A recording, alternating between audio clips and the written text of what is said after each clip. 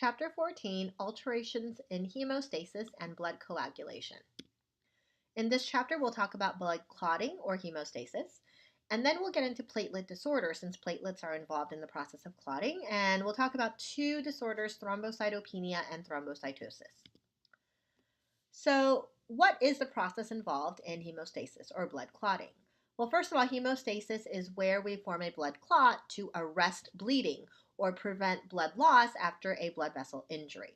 So it's going to obviously involve the injured blood vessel wall, as well as your circulating platelets, which helps form that initial loose platelet plug, which will eventually turn into a clot, as well as the plasma coagulation proteins that are involved in that clotting cascade.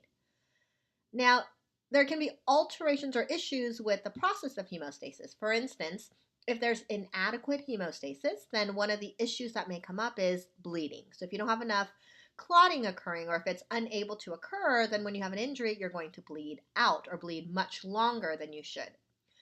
Then we have excessive hemostasis. Now, in excessive hemostasis, the issue would be then you have too much clotting happening. So we have a thrombus forming.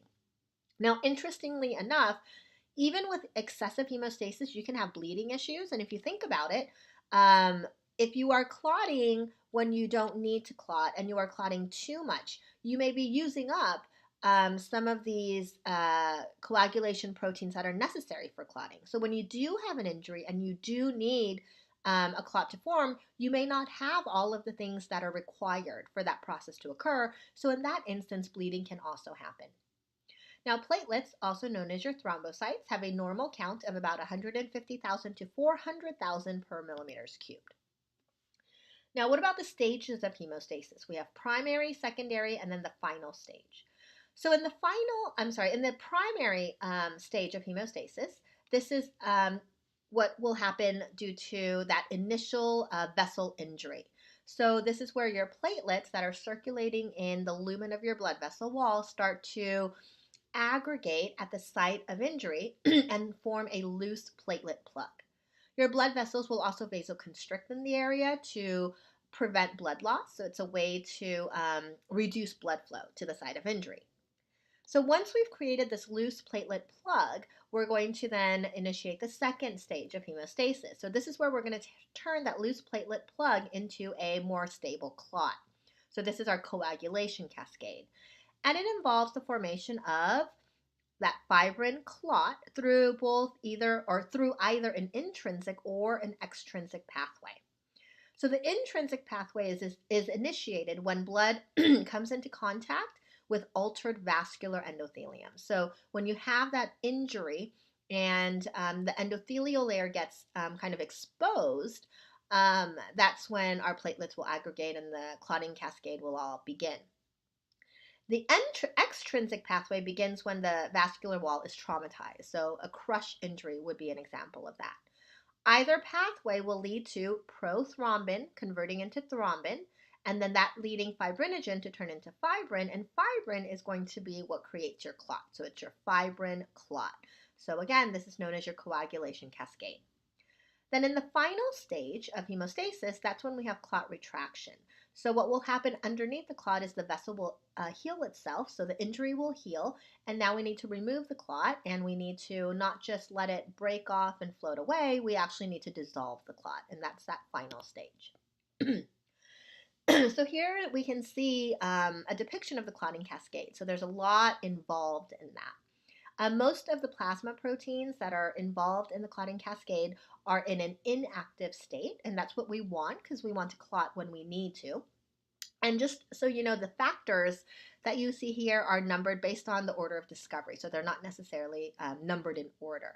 And these are synthesized in the liver.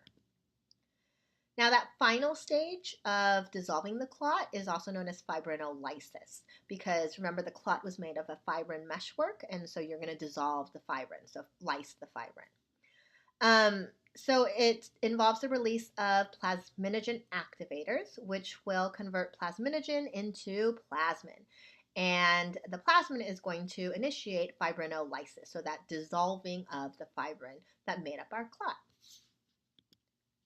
Now let's take a look at platelet disorders. So we're going to look at two. So the first is thrombocytopenia. So in thrombocytopenia, we have a lower platelet count than normal. So normal was from 150,000 to 400,000. So anything below 50,000 per millimeters cubed would be considered having thrombocytopenia. So if you have low platelet count, then it makes sense that you're not going to clot very well. And so when you do have injury, you have prolonged bleeding time.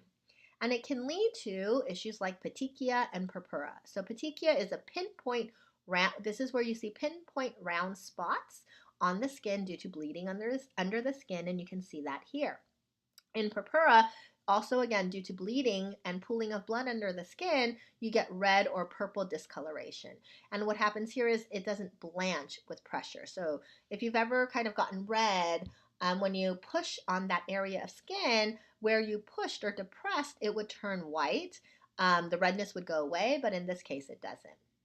Some common causes would include things like bone marrow suppression from chemotherapy. So when you suppress the bone marrow, you're not going to produce platelets, and so that's why you have the low platelet count.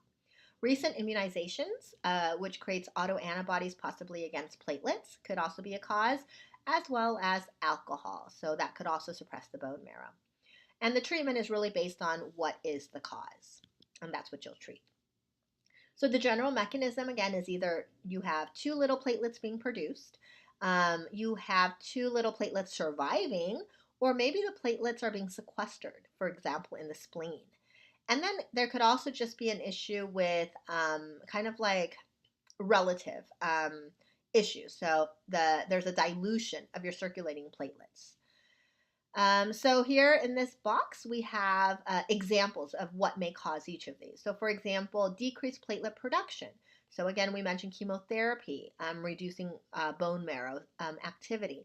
Or maybe you just have cancer in the bone marrow and it's not working properly.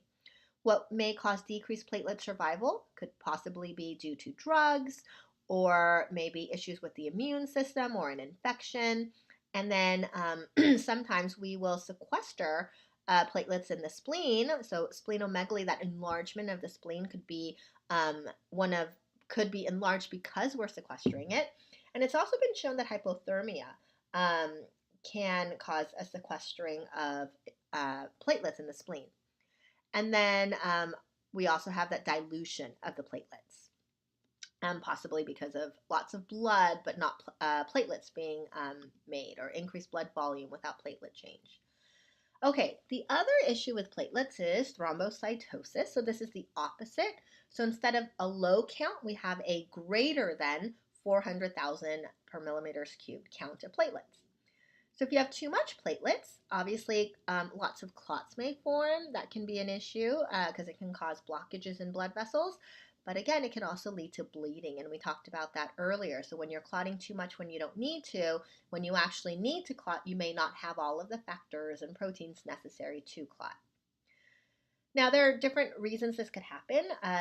We have transitory thrombocytosis. So think of transient. So this is due to things like stress and even physical exercise. And by physical exercise, we're not talking about just regular normal exercise, but really intense exercise.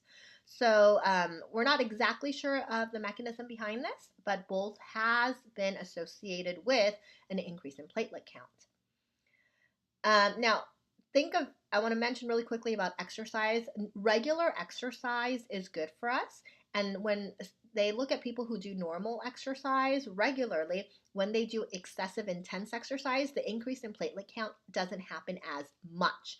And the more platelets you have, again, there's increased likelihood of clots, which can lead to cardiovascular issues. So again, regular exercise is really important. Primary thrombocytosis is due to an issue where you're just really making too much platelets. So it could be polycythemia vera. So we talked about this with red blood cells, where you just make too much red blood cells. But remember, you're also talking about the bone marrow here, so the platelets could also be affected. Or chronic granulolytic leukemia, so cancer of the blood. Then we have secondary thrombocytosis. This is where something else is an issue. So there's nothing really wrong with the platelets, but something else is causing the rise in platelet counts. For example, it could be our body responding to a hemorrhage. So when you're bleeding, our body can respond by saying, oh my goodness, we're bleeding, we need to make more platelets. or it could be a disease process or issues with the spleen. You remove the spleen, and so we don't have enough, and so we're going to make more platelets. Treatment is reserved really for primary etiologies like toxic agents, antiplatelet therapy. There's really no treatment for transitory or secondary, more so identify the cause and then treat, just deal with that. And that is it for this chapter.